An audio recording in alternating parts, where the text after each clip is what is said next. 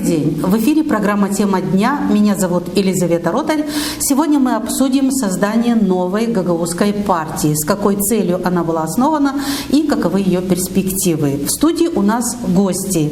Николай Дудогло, депутат Народного собрания Гагаузии, председатель партии, и Иван Кыльчик, заместитель председателя Народно-патриотической партии Гагаузский Халк Партиясы. Добро пожаловать.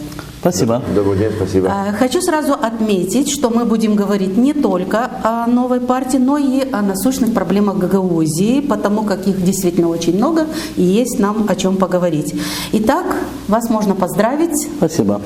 Вы уже зарегистрированы, партия зарегистрирована. Я читала ваши комментарии в социальных сетях, где вы говорили о том, что не все получилось с первой попытки. Вот скажите, с каким настроем вы шли к этому результату?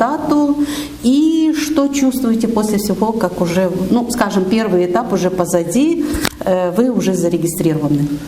Я скажу, что мы, в принципе, для того, чтобы сделать этот шаг, сначала провели 3 круглых стола в Гагаузии, мы изучили ситуацию, мы получили поддержку от Народно-патриотического союза Девлет, то есть это огромное количество людей.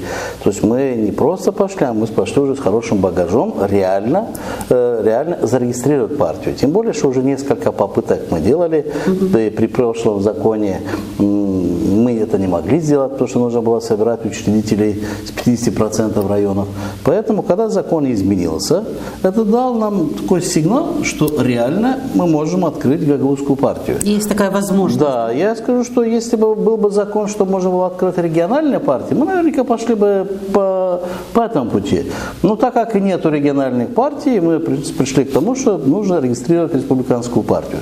Первоначально, естественно, что собрав хорошую команду, вот вместе с моим коллегой Иваном Федоровичем мы очень много думали об этом, советовались с людьми и, в принципе, набрали 1200 учредителей.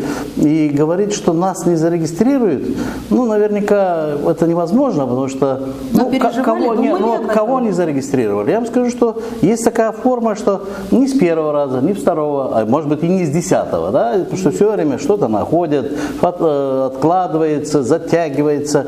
Поэтому мы были настроены к тому, и с первого дня мы говорили, что сколько понадобится, столько мы будем сдавать документы, столько будем исправлять. Когда первый раз у нас нашли какие-то там нарушения, мы на это восприняли как бы нормально, что давайте, тем более, что некоторые моменты нужно признаться, мы устав сдали на двух языках, на русском и на государственном, а как бы по закону нужно только на государственном. Там еще были некоторые маленькие широковатости.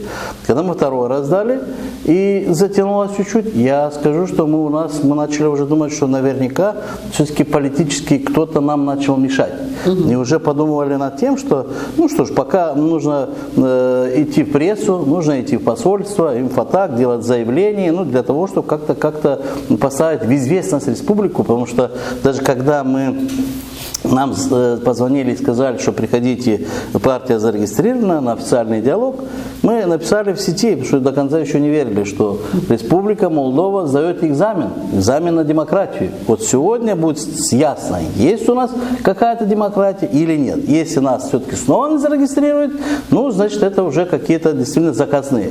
Но, к счастью, партия была зарегистрирована, мы успели за это время уже заказать и печать, я скажу, мы провести национальный совет, и вчера мы были в банке для открытия расчетного счета, подали документы, то есть процесс пошел довольно-таки вперед, и уже принято решение, чтобы открыть газету Гагаузская народная партия, партийную нашу газету, то есть мы очень быстро двигаемся вперед. Иван Федорович, ваши ощущения, что вы чувствуете после всего, что уже произошло? Это было очень такой волнительный период, как вот Николай Хабович сказал, что мы к этому шли. И рождение Гагаузской партии это просто не на голом месте, не просто так родилась эта партия, на самом деле это была необходимость. И вот проследуя всю эту хронологию нашей 30-летней нашей истории автономии, мы видели, что по большому счету некому защитить автономию.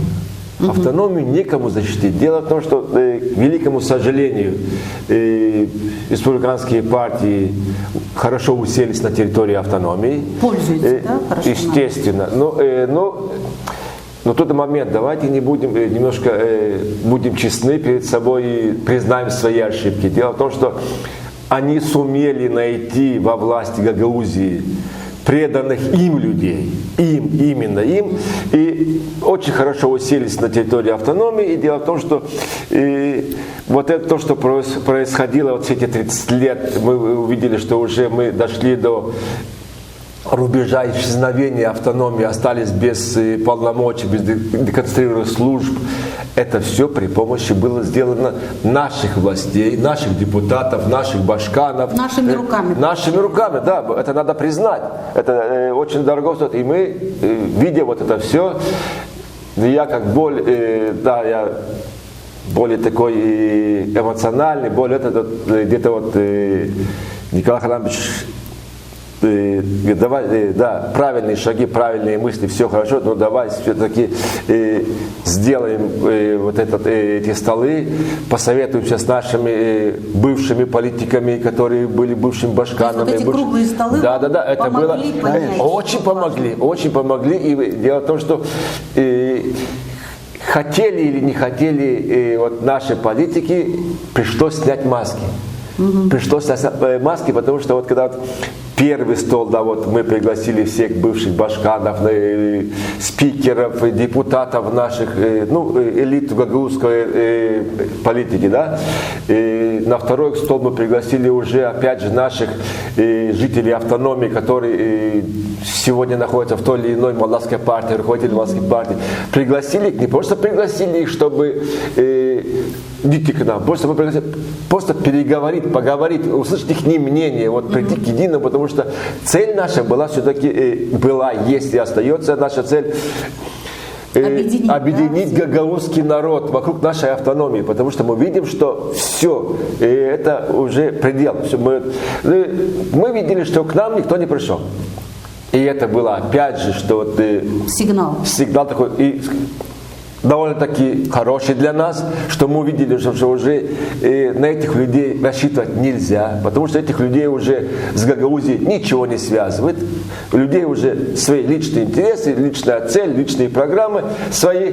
И поэтому на круглом третьем столе мы вот уже собрались, вот уже костяк нашей партии, и все-таки приняли вот такое решение, что зарегистрировать партию. Что мы все-таки создаем нашу гагаузскую партию и уже идем по этому пути. Скажу вам вот то, что сомнения были, да, на самом деле были, как мы видим сегодня, правящая партия ПАС, она такая вот как бы лично мы очень негативно, особенно я, да, вот негативно отношусь к этой партии, к руководителям. Вижу, как продолжают давить нашу автономию, но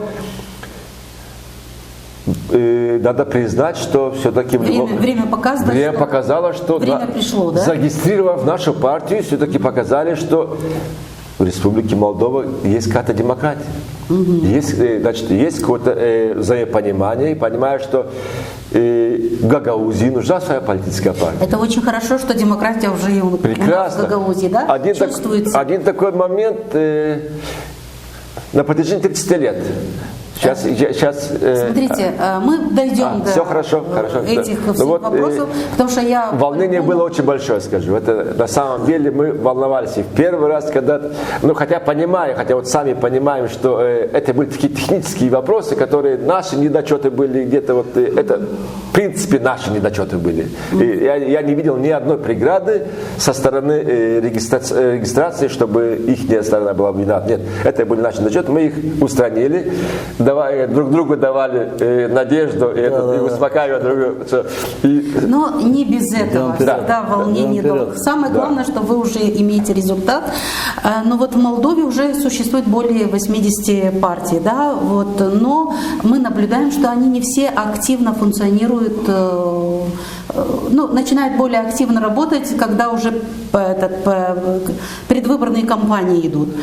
Вот в чем будет заключаться уникальность вот вашей партии по сравнению уже вот с существующими другими партиями? Знаете, есть 80 партий в республике, но только... Может, даже больше. Может, даже больше. Но я скажу, но есть одна автономия. Вот мы открыли партию, и даже название партии говорит, что Гагаузская народная партия, Гагауз Халак партия, она, именно даже название понятно, что это Гагаузская партия, она объединяет Гагаузию. И скажу, что компактное проживание жителей в Гагаузии, я скажу не только гагаузов, а жителей Гагаузии, потому что все люди, которые живут в автономии, они поддерживают автономию. В автономии есть более 120 тысяч избирателей. Я скажу, что еще 1050-60, которые живут в Республике Молдова по другим районам. Есть еще порядка где-то около 50 тысяч, которые живут за границей, это имеется в России, в Турции, в Европе, в других странах. И естественно, что появлением такой партии оно даст возможность объединения Гагаузии, консолидации. Здесь, конечно же, очень важно, чтобы мы немножко именно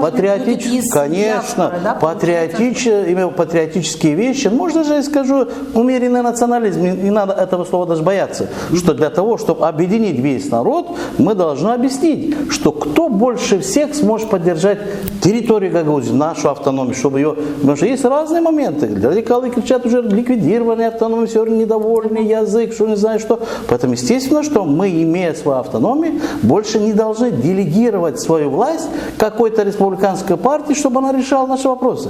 Я вам скажу, что вот с то время, когда Гагаузская республика пошла на этот компромисс, участвовал президент Турции, что мы получили автономию, было доверие Гагаузии, Гагаузии доверяли. Вот за эти 30 лет, я скажу, полностью потеряно доверие. Камрад не доверяет Кишиневу, Кишинев не доверяет Камраду. В таких условиях невозможно что-либо сделать. Поэтому мы сегодня ставим перед собой задачу. В первую очередь, объединение гагаузского народа. Неважно, они живут в Гагаузии, на территории республики или за границей. Поэтому мы даже такой призыв сейчас сделали в Национальном совете, для того, чтобы наши лидеры не раскалывались.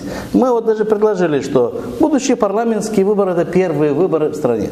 Мы готовы предложить место в парламенте, в первой шестерке, в проходном списке первые 5%, если есть, то... А 5% это всего лишь 70 тысяч человек, поэтому гагаузы 2-3 раза больше, поэтому если гагаузские лидеры все поймут, что объединение нужно, или кто-то сегодня находится в республиканской какой-то партии только из-за того, чтобы попасть в парламент, так мы предлагаем, давайте, пожалуйста, если хотите парламент, объединяемся, будете защищать интересы Гагаузии. Я был в парламенте республики, я был депутатом, и я скажу, что невозможно одному-два человека, находясь в фракции какой-либо партии, защищать все интересы Гагаузии. Да, может что-то удается, но приходится выполнять решение фракции. А тут фракция вся будет из Гагаузии. То есть не надо кого-то подчиняться, кого-то слушать, а действительно защищать все, что касается нашего региона.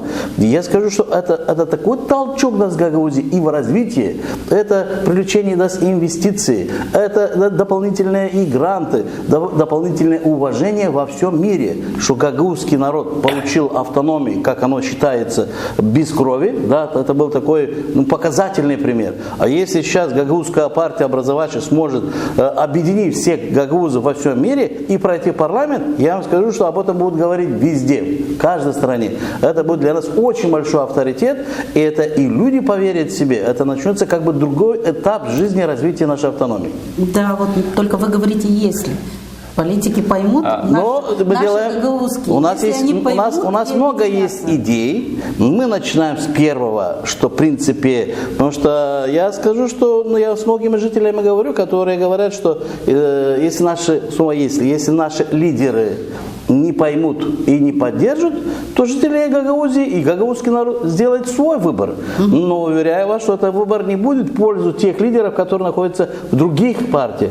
Этот выбор будет в пользу самой Гагаузии. Поэтому сейчас как раз таки момент, чтобы наши известные люди, которые, скажу, образованные, подготовленные, находятся в других командах, чтобы очень внимательно посмотрели, что пришло время, ни в коем случае, как говорится, не ругаясь ни с кем, но поддержать себя, поддерживая гагаузскую партию, они поддерживают всю свою семью, детей, родителей. Это наша земля, наша территория. Вот тогда мы вернем и все полномочия себе. Да, было бы неплохо, да. Согласна с вами. В субботу состоялся дополнить ваш этот вопрос к этому, что более 80 партий есть на территории Республики Молдова. Да, они факт есть, но сегодня почти 10-11 партий находятся на территории автономии с открытыми своими офисами. Но в чем отличаемся мы? Если так взять, что многие сейчас вот слышат, что вот вы, да, я скажу, что на самом деле нам очень повезло сегодня, что мы создали республиканскую Гагаузскую народную партию, понимаете? Это очень большой плюс для нас. Сегодня так, просто так получилось. Это шанс такой хороший, да, и мы этим воспользовались. Спасибо, спасибо нашим учредителям, спасибо нам, спасибо Боженьке, что так получилось.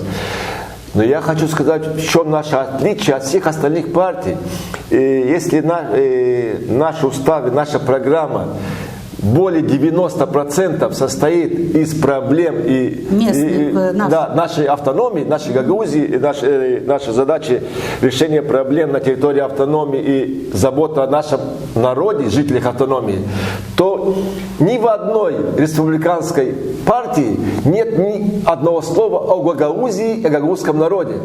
Вот в чем мы отличаемся, и поэтому я говорю, что сегодня все те молдавские партии, офисы, которые открыты на территории автономии, имеют только свой личный интерес.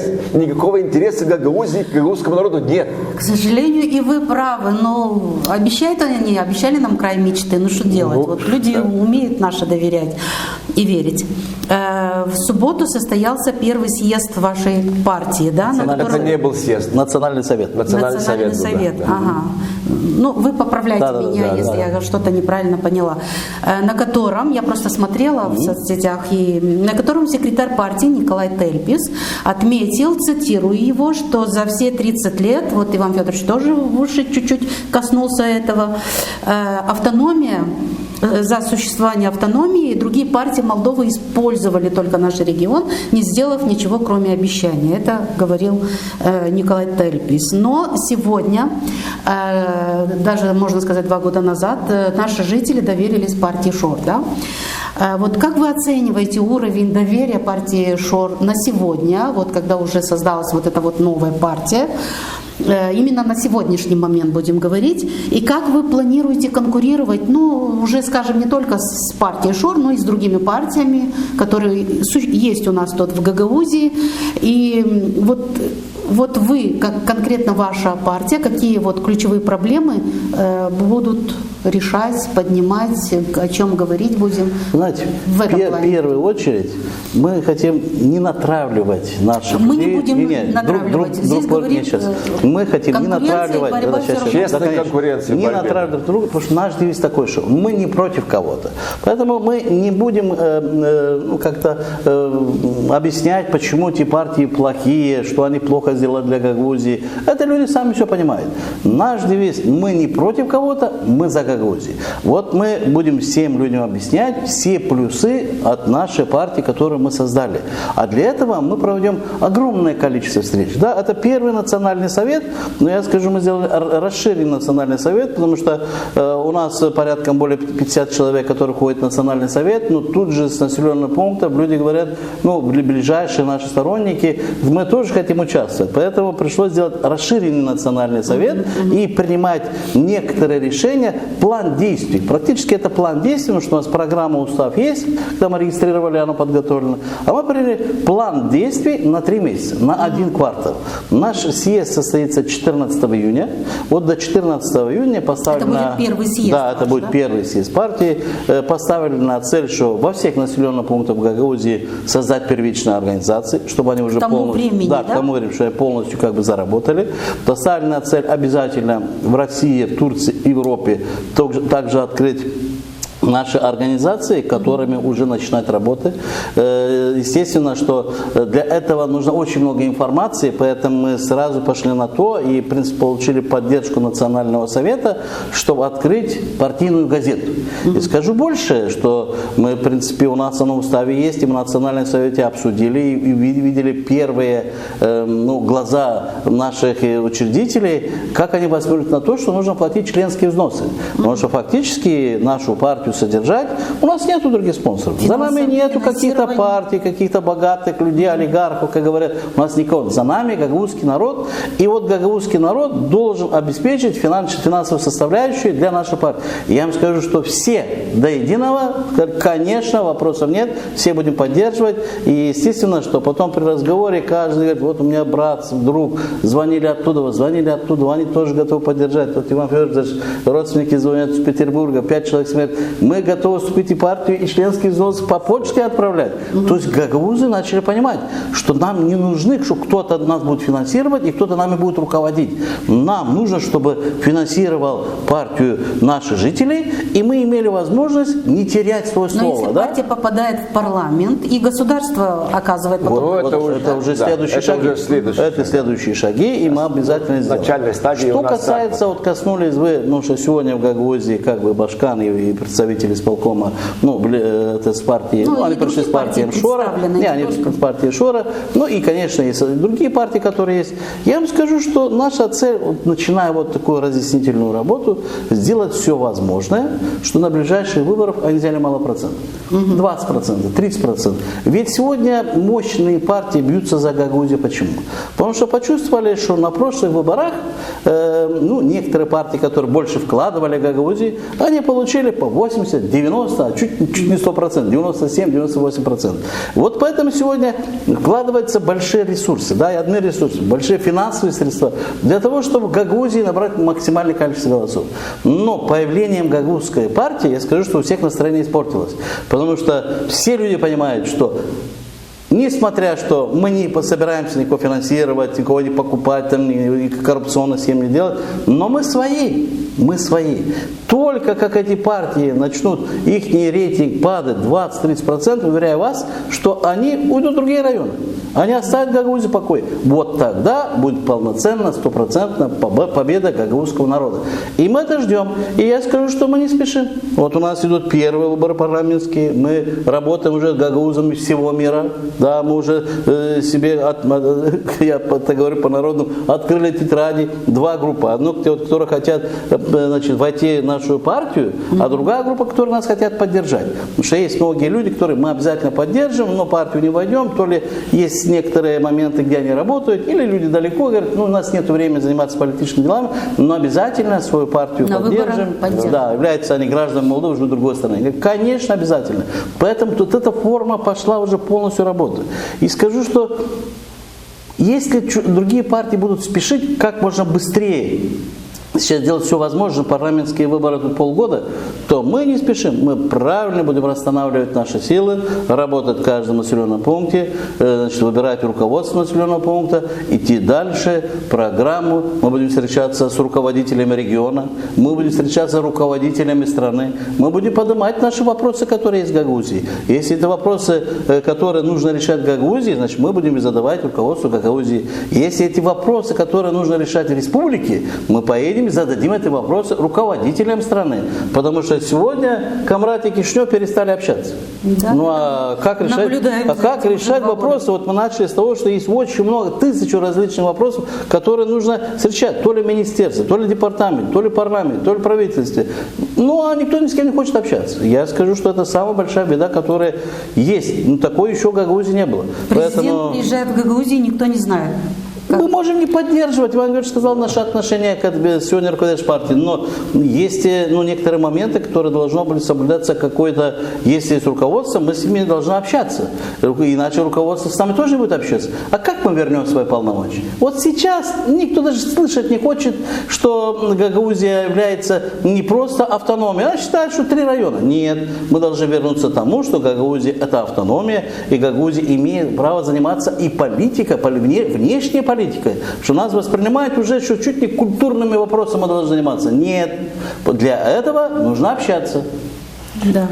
Я хочу продолжить мысли Николая Харламовича. Дело в том, что даже если мы трижды не будем согласны с центром, хотя мы 30 лет не были согласны с центром, не только сейчас с данной партией, у нас были проблемы очень большие с социалистами. Я считаю, что это были самые большие проблемы в Гагаузии, вообще за этот период, 30-летний период, это были с социалистами. Это и во время именно правления и господина Дадона и нашего экс-башкана госпожи Влах, в то время мы потеряли 90% всех своих полномочий идентификационную службу. Но об этом стараются почему-то не говорить. И то, что был задан вопрос, сегодня партия ШОР, в принципе, да, мы приняли тогда решение поддержать эту партию на башкирских выборах. Почему? Мы не то что пошли против Григория Узуна, ни в коем случае, у нас абсолютно ничего. Мы пошли против Дадона, именно против социалистической партии, потому что столько вреда нанесла социалистическая партия в Гагаузии, это самое страшное было период для нашей жизни автономии. Поэтому мы приняли такое решение вместе, да, вот это было очень такое, опять же, честно, вместе приняли это решение, поддержать партию ШОР на тот момент. И опять же, почему?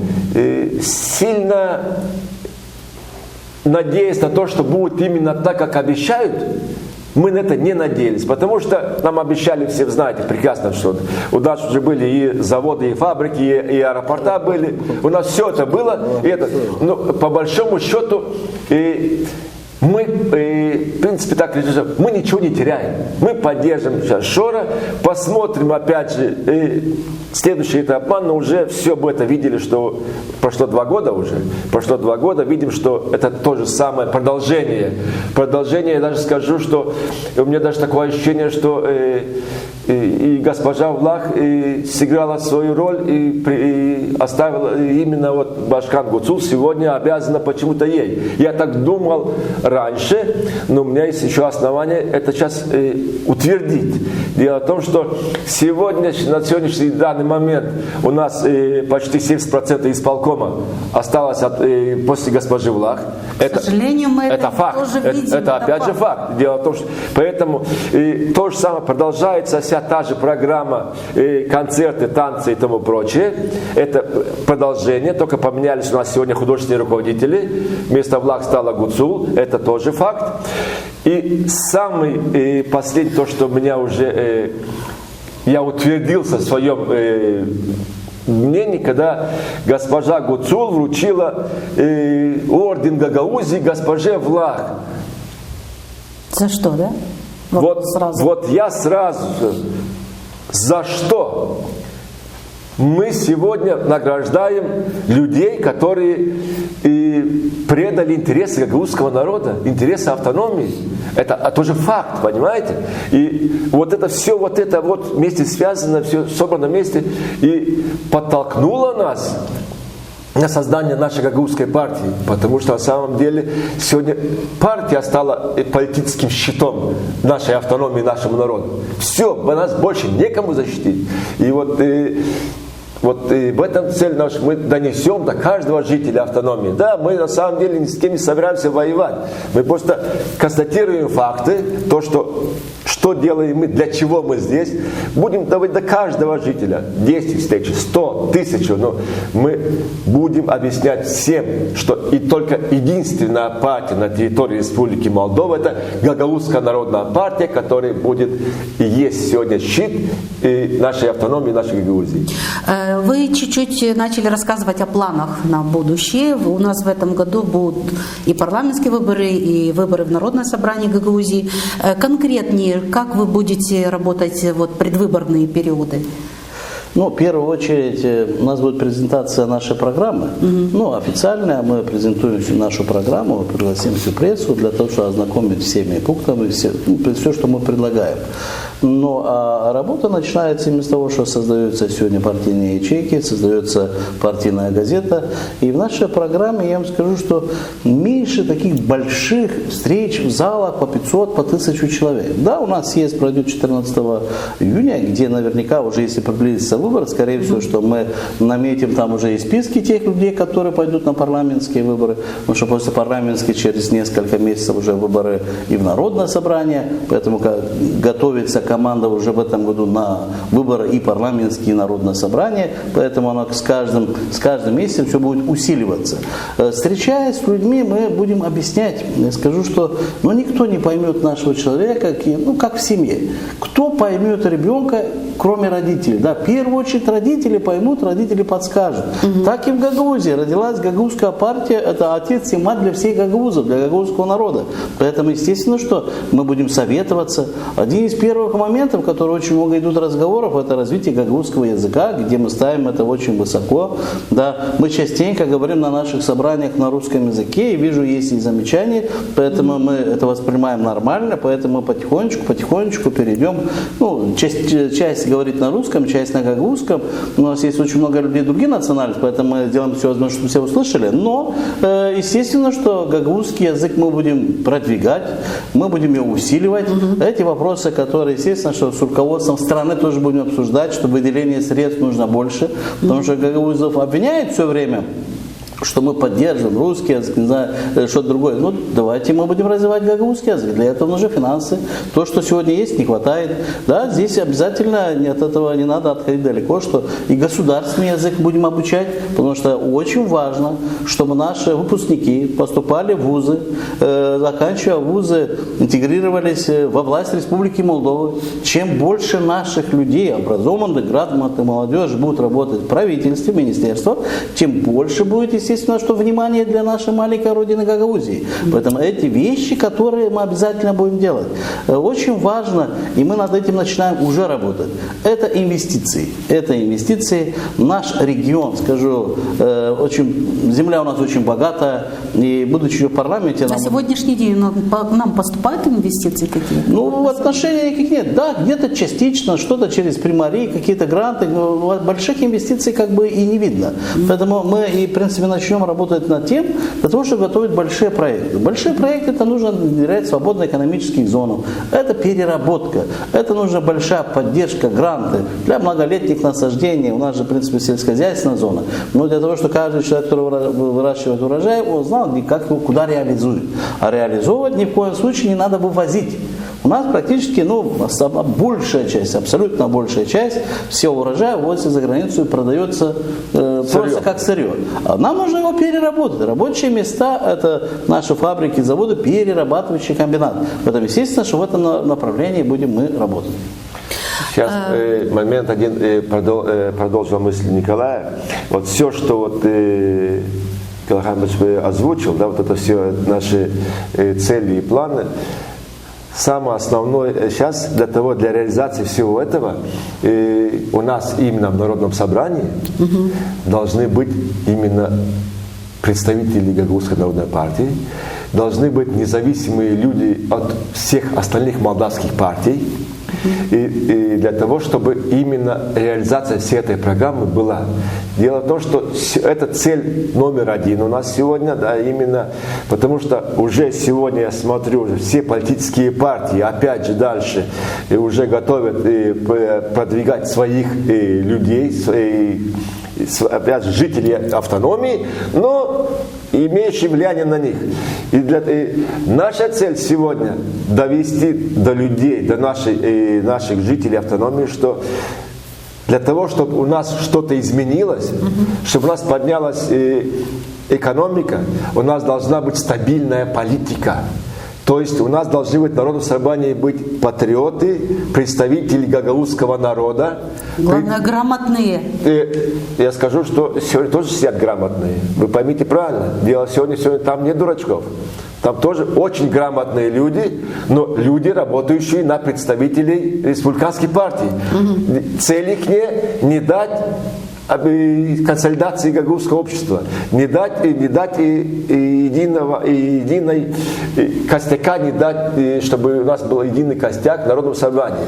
И это очень важно для республиканских партий, чтобы не было единства в Гагаузии, для того, что они знают, что такое единство Гагаузии. Это был пример нашей республики, когда гагаузский народ в единстве, это монолит, все, и они теряют свой кусок, лакомый кусок на территории автономии. Поэтому мы будем очень 24 часа в сутки работать над этим, чтобы провести народное собрание именно во власть, провести именно настоящих патриотов, настоящих жителей автономии, которые не подвластны никому, только своему народу. Я почему вот затронула вопрос, сказала про грамотность, потому что не раз в своих программах вот я поднимала вопрос о недостаточной политической культуре в Гагаузии. Мы часто наблюдаем и заседания Народного собрания Гагаузии, и муниципальных советов, когда обсуждения сопровождаются криками, скандалами, недавно видели и драки. Вот как, по вашему мнению, это свидетельствует о низком уровне политической культуры среди депутатов и советников? И согласны ли вы с тем, что это огромная проблема у нас в Гагаузии, и вот надо решать эту проблему? И каким образом?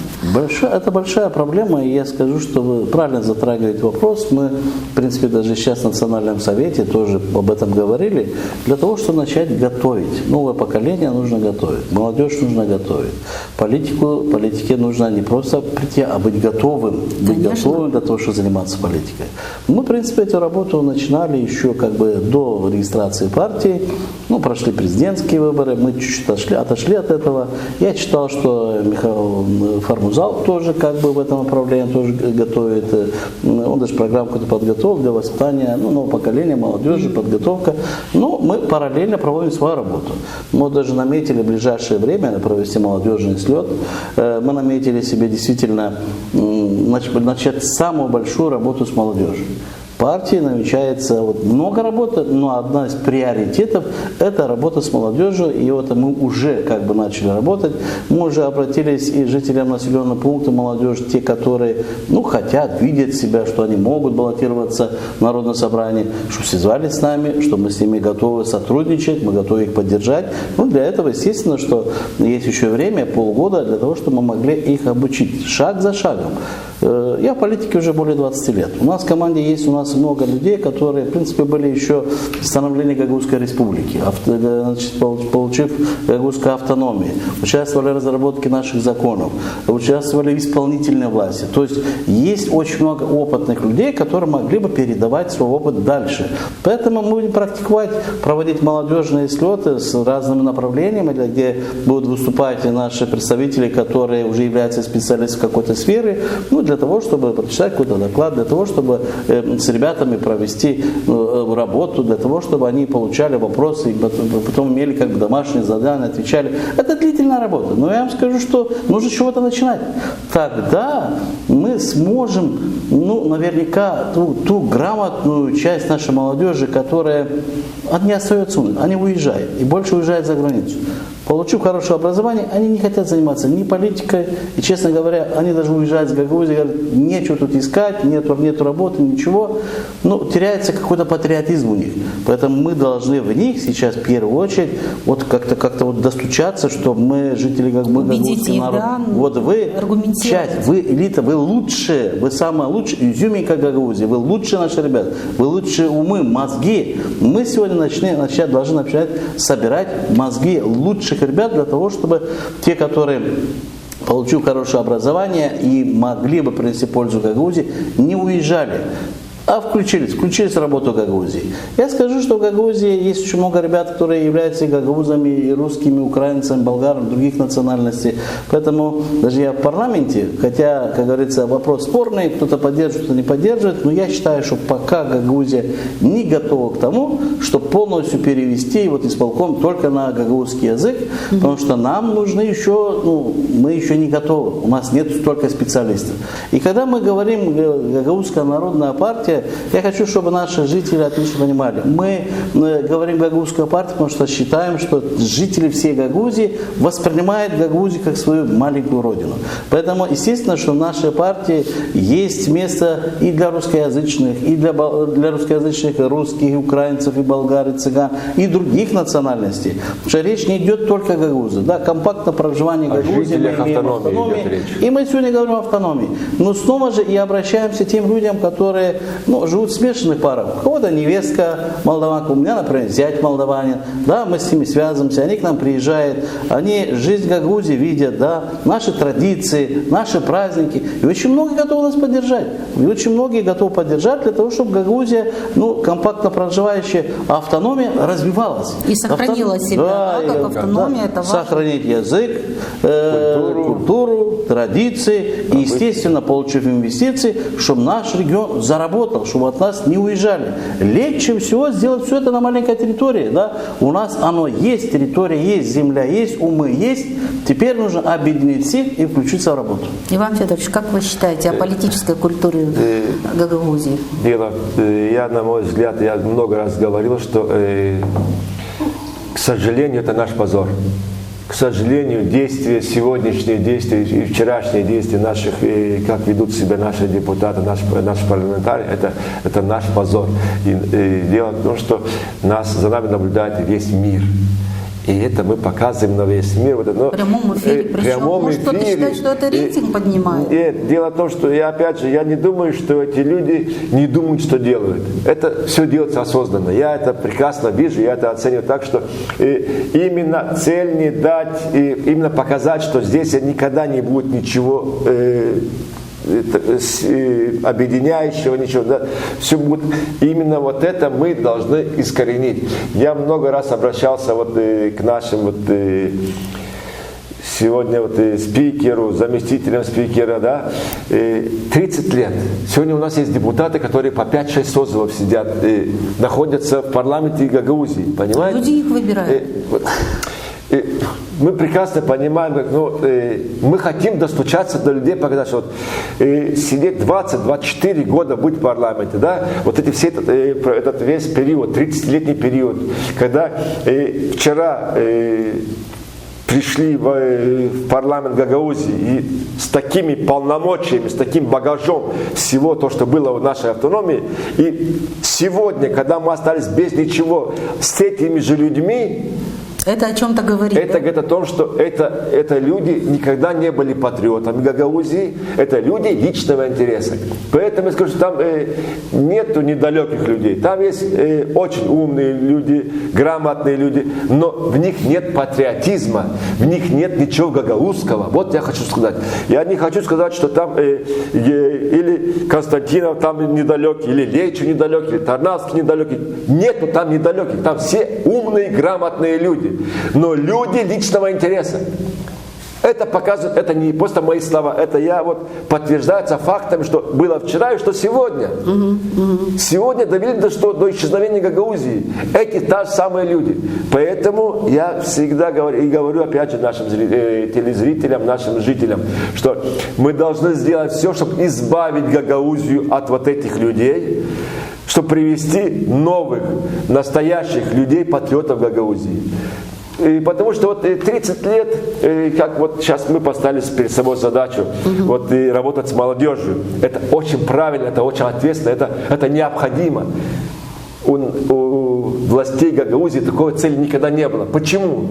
Потому что если мы воспитаем грамотную, умную, политически развитую молодежь, они же будут нам выступать на пятки. Нет, этим людям этого не надо. Эти люди хотят там, чтобы оттуда их вынесли до тех пор быть на народном собрании, чтобы больше сами не ушли. Поэтому очень важно то, что мы поставили приоритеты, расставили. Что нам воспитали нужно. Это необходимость, это просто необходимость. Потому что завтра, время так быстро летит, завтра нас не будет. Но дело в том, что мы должны оставить за нами сильное поколение, которое будет продолжать и развивать традиции, язык, культуру, экономику и развитие Гагаузии. 14 марта последнее заседание было Народного собрания. Мы опять наблюдали, как разгорелась дискуссия вокруг фонда поддержки детей, нуждающихся в особых медицинских услугах. опять скандал, опять вот крики. Вы были, по-моему, Николай Харламович, вы принимали участие. Да, первая часть. Ага. Вот что стало причиной? Что происходит вообще в Народном собрании? Такое ощущение, что уже где-то кошка перебежала между исполкомом и законодательным органом. Ну, то, что мы преодолели вето, чтобы увеличить этот фонд с 1 миллиона. То есть дети все равно получат. Нет, да, это я считаю, что правильно, и все депутаты проголосовали. Но мы, кроме того, что преодоление вето, мы увидели что-то другое. Там уже были подготовлены специально некоторые депутаты из группы Константинова, которые, в принципе, не выступали просто для того, чтобы преодолеть вето, увеличить бюджет. Тут уже затронули тему, что отправить исполком в отставку. Тут уже даже один из депутатов выступил, сказал, что это пахнет типичным Башкана Гагаузии. Я, в принципе, открыто сказал, что я поддержу, чтобы исполком ушел в отставку, но вместе с исполкомом должно уйти и Народное собрание.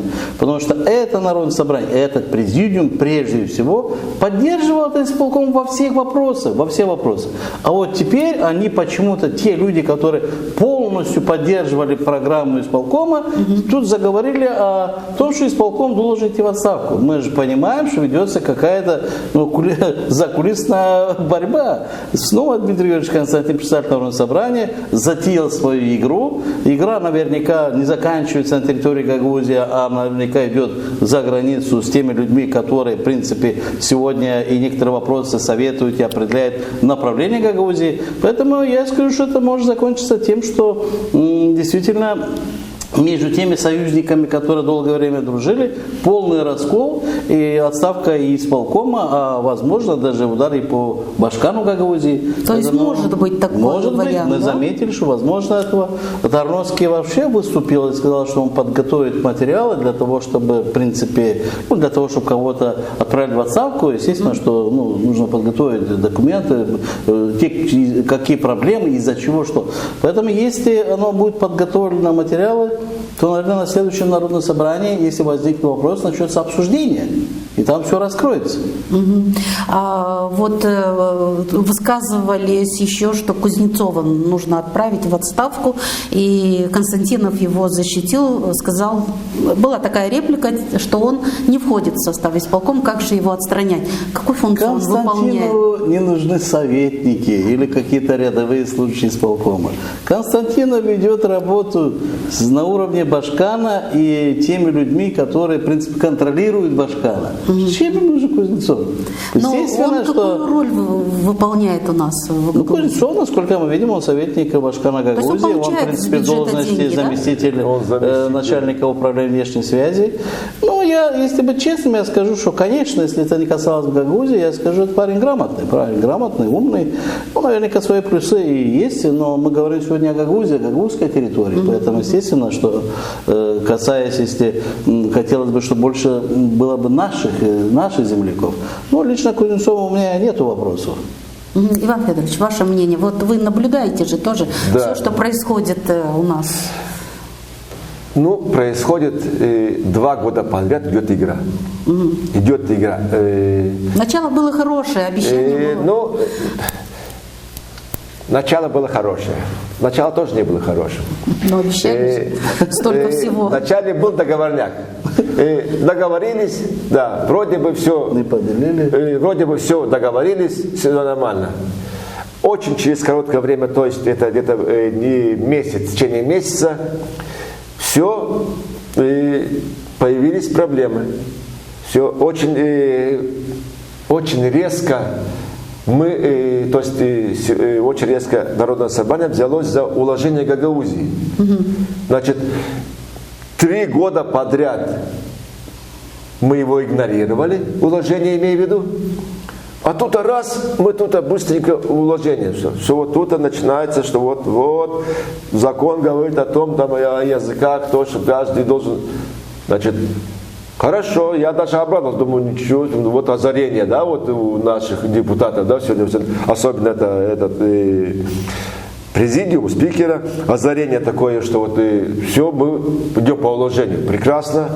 Это опять же была игра в одни ворота для того, чтобы опять расставить своих людей в исполкоме решить кадровый вопрос. Только для этого было использовано уложение. Все. И потом, и так было всегда, так вот на протяжении 2 лет. И сейчас, по-моему, какие-то снова кадровые вопросы возникли между башканами и представителями, и вот началась снова... Даже был очень такой вопрос, именно что кадровый вопрос, который касается нашей больницы, и это было тоже, тут тоже кошка перебежала, нет, каждый отстаивает своего, заметьте, вот самого. То есть трещина уже есть, да, трещина уже есть, да, и поэтому это на самом деле было бы очень разумно, очень правильно, чтобы сегодня депутаты, вот как вчера поддержали все, преодолели вето, также вот в таком же составе я очень хочу, чтобы они приняли решение, что они сегодня в ноябре месяце должны уйти, чтобы назначить новые выборы.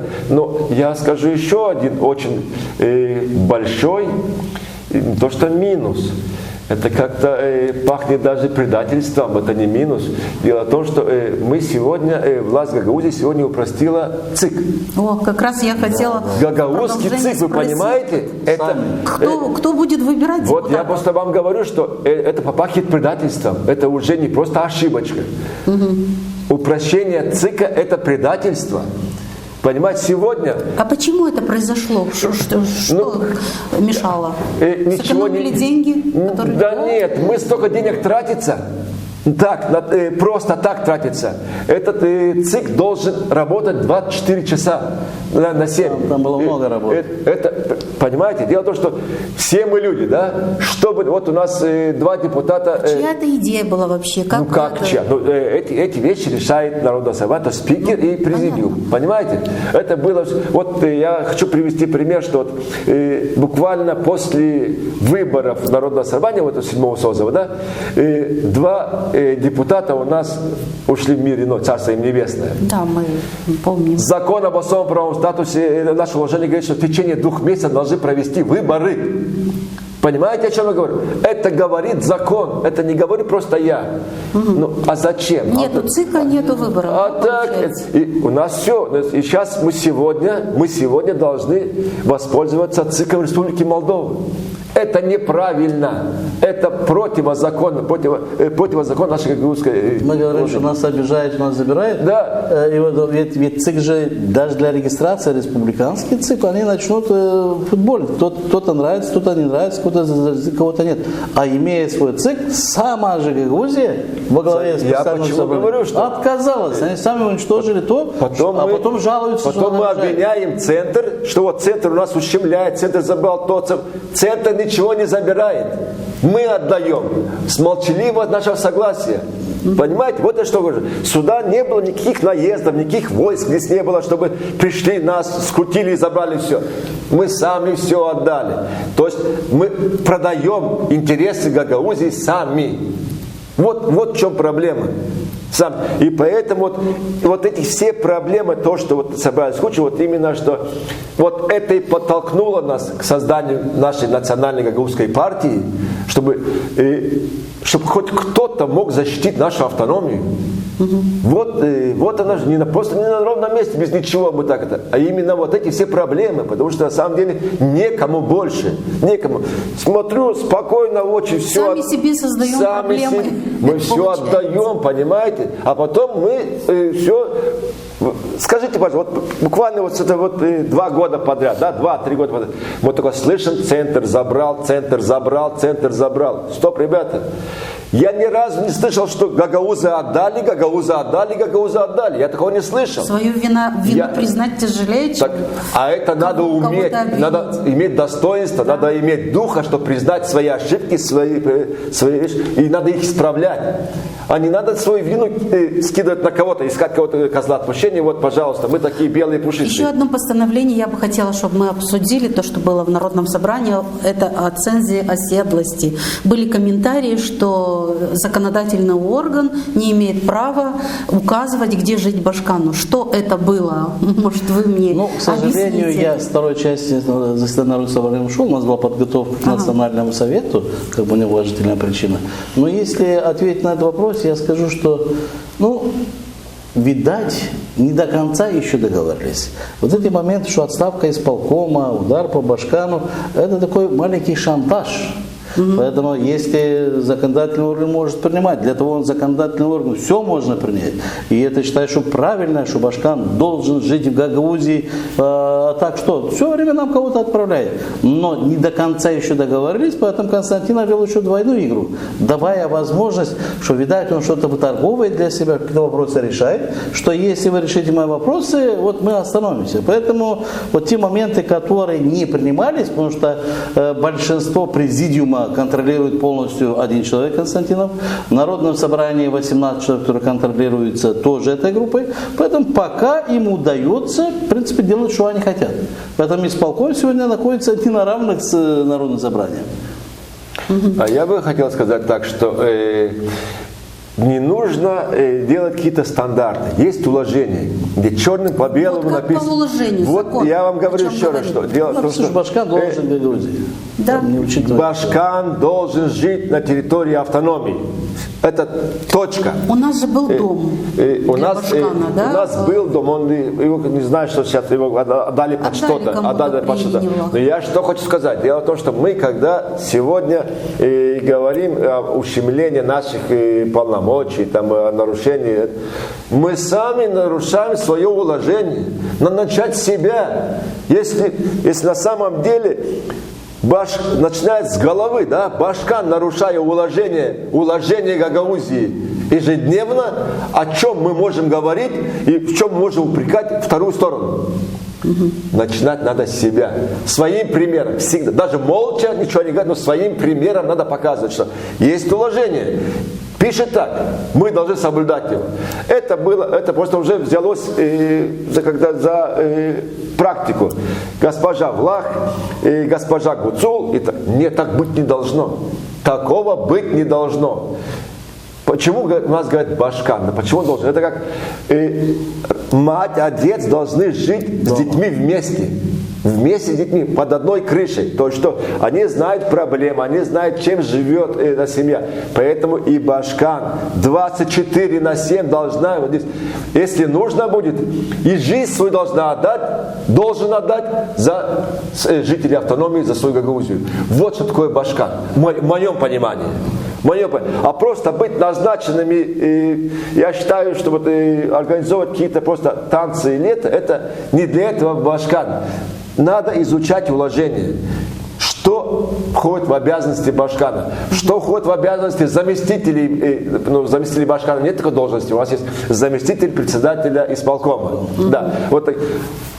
Я их тоже не вижу. Понимаете?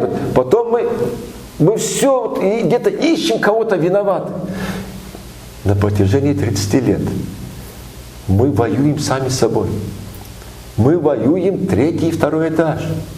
Видите, сколько проблем мы сегодня озвучили. О каком единстве, о каком сплочении идет речь, о какой нормальной семье может речь, если мать и отец всегда хыркаются, нет у них это единства в семье. Естественно, что дети разбегаются по соседям. Вот чего мы добились за 30 лет.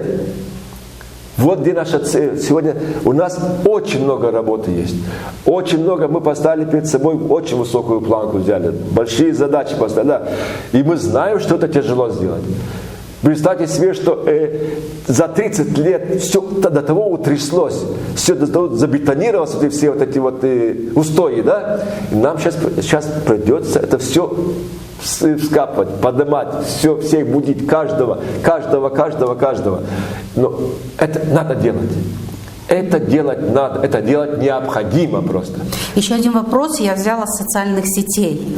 Вопрос о прозрачности расходов бюджета Гагаузии. Да?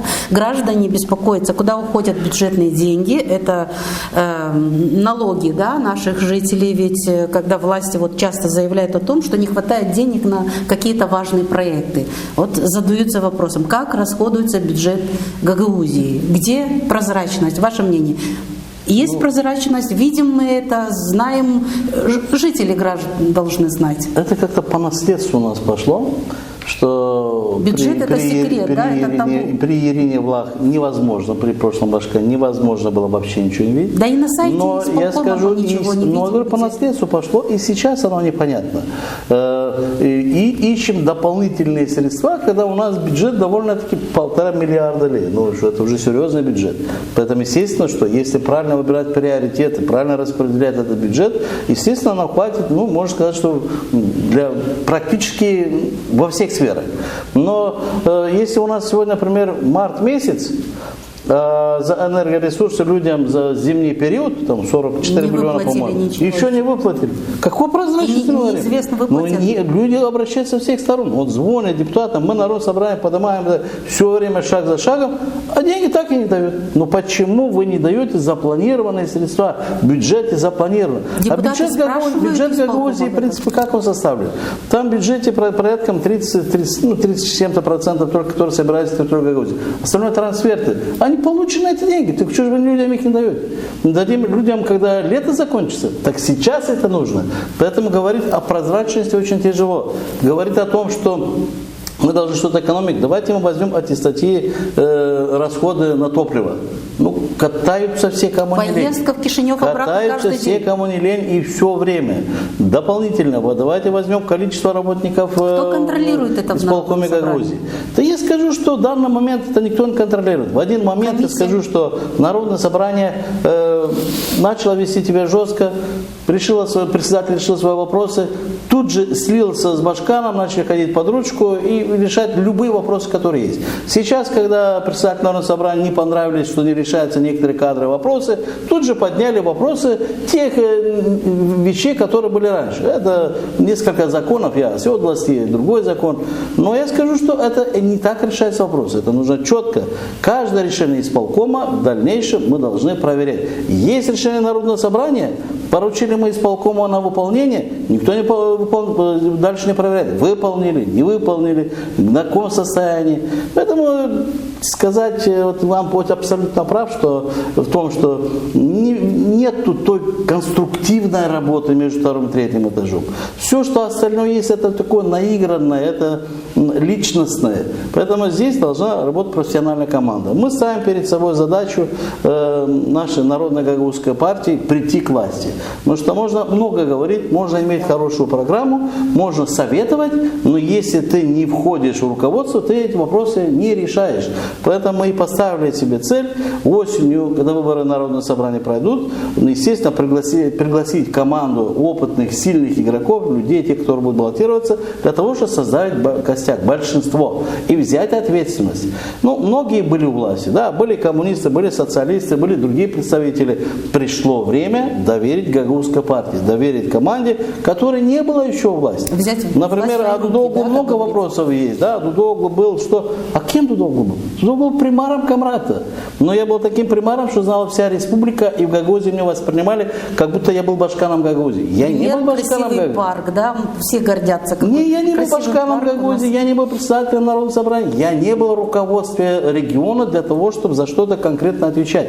Поэтому сегодня мы идем с командой, и снова же не от того, что Дудоглу должен стать. Нет, мы должны сегодня найти тех людей, значит, объединить наших лидеров и выбрать подготовленных людей для того, чтобы объединять Гагаузию. Нужно поделиться властью. Мы готовы прийти и поделиться для того, чтобы выбрать тех людей, с которыми дальше идти вместе. Иван Федорович, вот, ваше мнение по поводу бюджета давайте сначала, а потом вернемся уже к партии еще раз. Да, я вам как-то говорил, что в Гагаузии ничего не изменилось. 10 лет вот после Ирины Федоровны Влах пришла госпожа Гусул. Это продолжение. Поэтому никакой прозрачности бюджета речи быть не может. Вы прекрасно понимаете, что 70% исполкома это люди госпожи Влах. Все накатано уже, все. Никаких, естественно, что вот если бы сегодня исполком бы даже просто выполнял бы свою работу честно, справедливо и правильно, даже ничего не говоря нигде, просто выполняя свою работу, да, не было бы ни одного вопроса ни в соцсетях, не было ни одного просто мысли даже у людей. Может, не было. Были бы комментарии, но да, хорошие. да, были бы. А сегодня есть вопросы. Естественные вопросы люди задают, потому что нет работы. Люди-то уже, в конце концов, хватит уже считать людей за стадо. Нет. В конце-то концов, бюджет это налоги людей, это люди имеют право спрашивать. Люди же не просят, чтобы кто-то снял со своего кармана. Люди просят то, что им положено. Да, вот это. Если есть такие решения принятые, что мы должны обеспечить наших людей в зимний период, мы это обязаны сделать. Понятно? Не то, что я хочу, помогу тебе, не хочу, не помогу. Как сегодня это сегодня практика это идет. На сегодняшний день, на сегодняшний момент, скажу, что некоторые жители автономии таким преимуществом пользуются. Давайте еще раз уже подытожим нашу программу, потому что уже больше часа. Вернемся опять к новой созданной партии. Вот что я вас хочу спросить. Вот партий действительно у нас в Молдове очень много, и все они будут активно работать, особенно в предвыборный период. Все нам будут обещать хорошую жизнь, кто край мечты, кто там еще лучше жизнь. Вот как вы, как ваша партия будет убеждать избирателей проголосовать за вас, да? Какими аргументами вы к ним придете?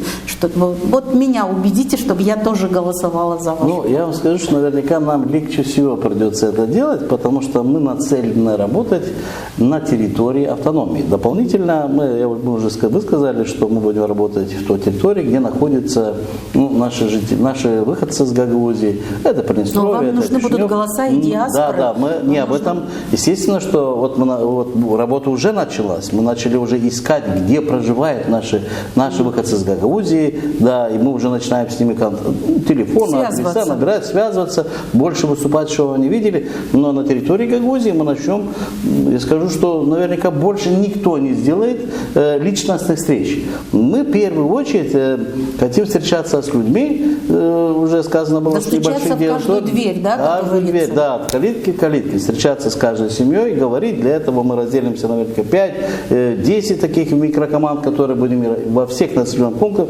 встречаться, разъяснять, объяснять. И прежде всего объяснять нашим людям, что мы хотим, чтобы у нас появились рабочие места. Мы хотим. А что для этого нужно? А для этого нужно, чтобы в парламенте появилась фракция Гагаузской партии. Потому что страна получает разные инвестиции. Да, строится холодильников, много-много различных направлений. А что получает Гагаузия? Мы разве получаем по численному населению 5%? То, что, по идее, должно идти в Гагаузию. Нет. Почему? Потому что мы нет в руководстве. Мы делегируем, чтобы за нас решал кто-то. А кто-то решает сначала свои вопросы, а то между пальцем, что перепадает в Гагаузии. Поэтому, если мы хотим, чтобы наши дети обучались дома, если мы хотим, чтобы наши дети, закончив обучение, нашли рабочие места, мы должны голосовать за свою партию, которая, если она будет в парламенте, она дальше будет, естественно, чтобы предлагать, чтобы наши ребята интегрировались во власть Республики Молдова. Возьмите сегодня в правительстве, сколько человек работают с Гагаузией. Единицы. Потому что не то, что они неграмотные, я скажу, наши ребята уже многие владеют государственным языком.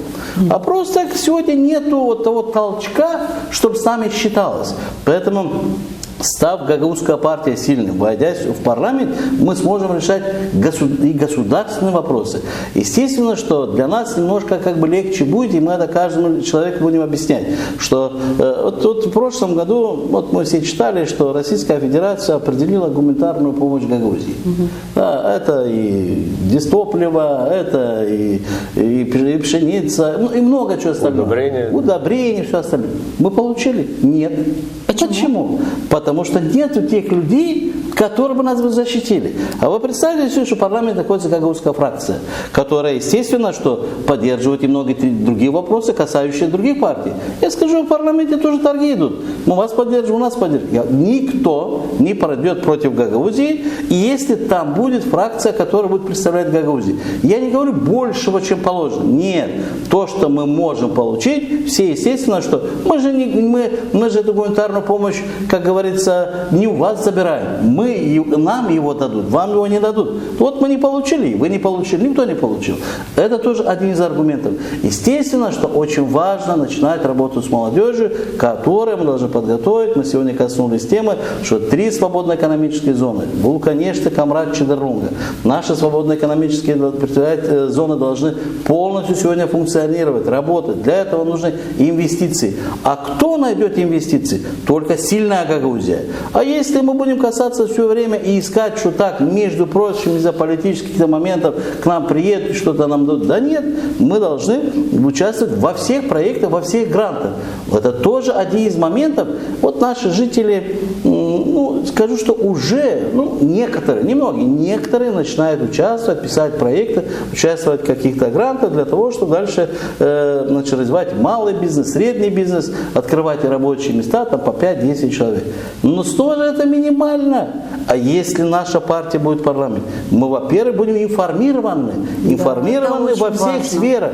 Но человек, который не информирован, он не знает. Он, может быть, пошел бы, он может, готов к этому, но он не услышал. А он пока услышал, уже, как говорится, провелись конкурсы. Поэтому, естественно, что поэтому мы не хотим вести жесткую политику против кого-то. Как на территории Гагаузии мы не хотим сегодня кого-либо обменять. Мы должны говорить свои приоритеты. Вот вы сказали, как вас убедить. Вот мы убеждаем, что хотим убедить вас, что никто не должен обижать находящиеся в территории наши предприятия, наши СМИ, которые есть, потому что мы работаем в основном на территории Гагаузии, и не может кто-то лишить у кого-то лицензии. Просто так, да? Вот просто так, даже не объясняем, лишили лицензии. Нет. Вот тогда, естественно, что если это будет фракция депутатов в парламенте, она, естественно, что пригласить те органы, которые контролируют, которые участвуют в этом деле, что идите объясните, почему. Может, сегодня без объяснений. Захотели, закрыли, захотели, другого открыли, к этому дали, другому не дали. Вот, в одном направлении. Поэтому, естественно, сегодня вам даже некому пожаловаться. Это факты. Сегодня Гагаузия осталась без СМИ, частные СМИ все закрыли. Да, поэтому мы должны быть сильными. Сильными не для того, чтобы с кем-то, как они говорят, воевать. Не, мы не должны воевать. Мы должны научиться защищать сами себя. И защищать каждого человека. У человека появилась проблема, защищать интересы этого человека. Иван Федорович, ваши аргументы и очень веский аргумент. Коротко. Коротко. Я бы вас очень быстро убедил в этом. Элементарно просто ссылаясь на нашу программу партии и наш устав. Главное убедить жителей наших. Вот именно, я скажу, что можно говорить всякое. Но самый великий, большой аргумент – это наша программа, где написано черным по белому интересы Гагаузии и гагаузского народа. Ни в одной политической партии Республики Молдова такого нет. Первым пунктом, да? Вот, все говорят, когда человек уже, а вдруг ты неправильно, тут тоже опять хочешь меня обмануть. Вот. Единственная партия на территории Республики Молдова, которая представляет защиту и интересы Гагаузии и гагаузского народа. Все. Какие еще нужны аргументы? Какие еще нужны? Можно говорить халва с утра до вечера. Во рту слаще не станет. А констатация фактов – это есть факт. Вот программа, вот наш народ, вот наша автономия. Все. Ну что ж, на этой хорошей ноте, так скажем, мы завершаем нашу программу. Напомню, что гостями в студии АТВ были Николай Дудоглу, депутат Народного собрания Гагаузии, председатель новой партии, и Иван Кыльчик, заместитель председателя Народно-патриотической партии Гагауз Халк партиясы. Желаю вам успехов. И программу провела Елизавета Ротарь. До встречи в эфире. До свидания.